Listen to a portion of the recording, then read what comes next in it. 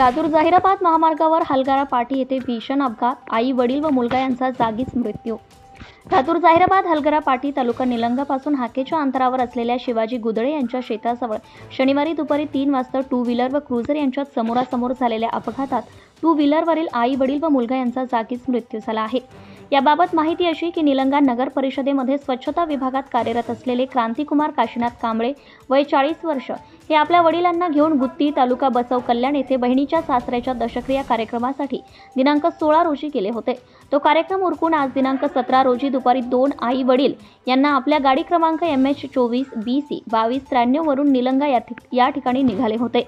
हलगरा तालुका निलंगा येथील शिवाजी गुदळे यांच्या शेताजवळ आले असता निलंगा मार्गे येणारी क्रुझर क्रमांक MH24 BX 6405 यांची समोरासमोर धडक झाली। क्रुझर गाडी मुलगा व आई वडील यांच्या अंगावरून गेल्याने गुप्तांगांवर जबर जखम झाली। यामध्ये या तिघांचाही जागीच मृत्यू झाला आहे। विलास माधव कांबळे यांच्या फिर्यादीवरून औराद शहाजानी पोलीस ठाण्यात गुन्हा नोंद करण्यात आलाय।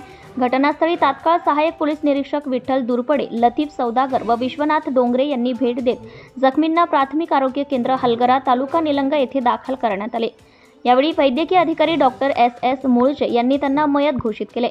तर घटनास्थळांचा पंचनामा करून मयतांचा पंचनामा करून शवविच्छेदनासाठी ग्रामीण रुग्णालय निलंगा येथे पाठवण्यात आले असून पुढील तपास सहाय्यक पोलीस निरीक्षक विठ्ठल दुरपडे यांच्या मार्गदर्शनाखाली लतीफ सौदागर व विश्वनाथ डोंगरे हे करीत आहेत।